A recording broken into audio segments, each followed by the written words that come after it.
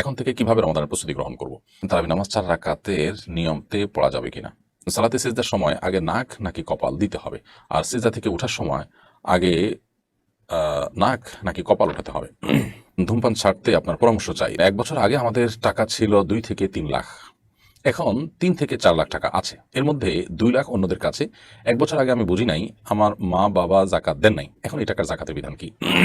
আমি একজন মেহেদি আর্টিস্ট। গ্রাহকের মেহেদি দেখানোর জন্য ফেসবুকে ক্লায়েন্টের মেহেদি পরানো বা রাঙানো হাত পোস্ট করতে হয়। এতে কি আমার গুনাহ হবে?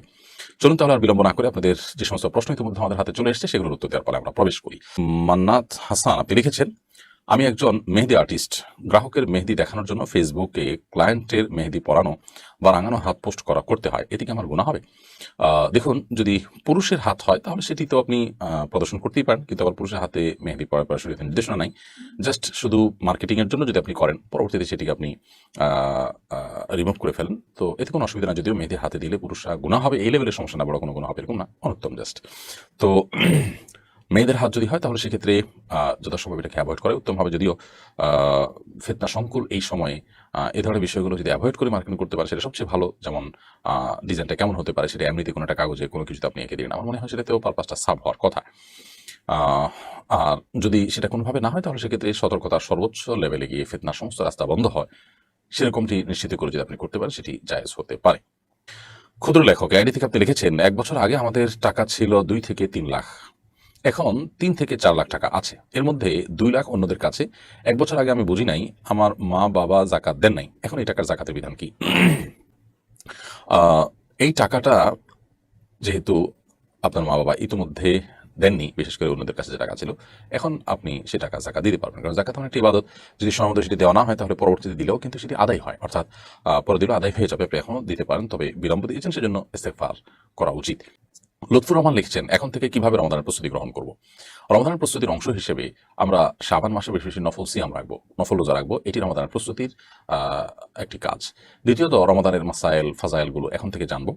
রমাদান মাস সংশ্লিষ্ট যে ইবাদত আছে সেগুলোর জন্য প্রস্তুতি গ্রহণ করা। যারা উমরা যাবেন এখন থেকে প্রস্তুতি নেওয়া, যারা তারাবি সালাতে অংশগ্রহণ করবেন, তারাবি সালাতে থাকবেন, তারা এখন থেকে তারাবি সালাতে যে অংশ তেলাওয়াত করে সেগুলো যেন বুঝতে পারেন, সেজন্য কোরআন কারীমের তর্জমা অথবা আমরা যে বই সংকলন করেছি তারাবির সালাতে কোরআনের বার্তা, সে বইটি সংগ্রহ করতে পারেন। এরকম আরও যে সমস্ত বই আছে যেগুলো দিয়ে আপনার রমাদানকে আপনি অর্থবহ করতে পারেন, সেগুলো সংগ্রহ করা, এখন থেকে প্রস্তুতি নেওয়া, এটি রমাদানের প্রস্তুতির অংশ ইনশাআল্লাহ তাআলা। রুটিন করে ফেলা আগে থেকে, যে ইবাদতবন্দি কখন কোনটা করবো না করবো, পরিকল্পনা করে ফেলা যে কোন কোন বিষয়গুলো আমার রমাদান ইবাদতে ব্যাঘাত সৃষ্টি করতে পারে, সেগুলো এখন থেকে যাতে আমার ইবাদতে বিঘ্ন সৃষ্টি না করে সেজন্য প্রস্তুতি গ্রহণ করা।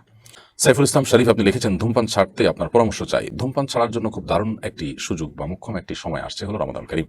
রমাদান মাসে আমরা প্রায় 12 থেকে 14 ঘন্টা 15 ঘন্টা দেশভেদে আমরা সিয়াম পালন করে থাকি। তো এই যে 14-16 ঘন্টা আমরা সিয়াম পালন করে থাকি, এই টাইমে তো আমরা সিয়ামের কারণে এমনিতেই পানাহার করতে পারি না, ধূমপান থেকে তো বিরত থাকতেই হয়। যারা ধূমপায়ী তারা এই সময়ের বাইরেও তারাবিতে 1 ঘন্টা বা 1.5 ঘন্টা সময়, মিনিমাম 1.5 ঘন্টা সময় কমপক্ষে লেগে যায় ওযু ইত্যাদি সব মিলিয়ে। তাহলে 1.5 ঘন্টা তিনি বিরত থাকেন, তাহলে 16 ঘন্টার সাথে আরো 1.5 ঘন্টা যোগ করলে 17, 17.5 ঘন্টা, বা 14 ঘন্টার সাথে যোগ করলে 15, 15.5 ঘন্টা।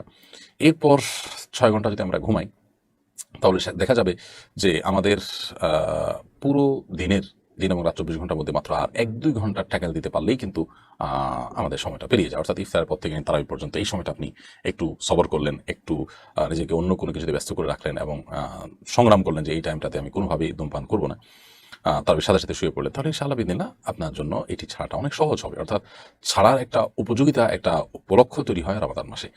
আর মানুষ যখন হিম্মত করে, সৎসাহস করে, মানুষ দ্বারা অসম্ভব আসলে কিছুই থাকে না। দরকার সেই সিরিয়াস লেভেলের সদিচ্ছা। ইচ্ছাটা দুর্বল থাকলে মানুষ আসলে করতে পারে না, ইচ্ছাটা প্রবল থাকা উচিত এবং যে কোনো মূল্যে আমি করবো প্ল্যান করা উচিত। বিষয়টা এরকম না যে এটা না করলে আমি মরে যাবো, এই পর্যায়ে না। একটু কষ্ট হবে, এতটুকু কষ্ট তো আমি সহ্য করার মতো মানসিকতা থাকতে হবে। আল্লাহ তাআলা আপনাকে তৌফিক দান করুন এই বদ অভ্যাসটি পরিত্যাগ করার, এবং যে সমস্ত ভাইরা আমরা এই সমস্ত রোগে আক্রান্ত, বদ অভ্যাসে আক্রান্ত, আল্লাহ তাআলা তাদেরকে উদ্ধার করুন।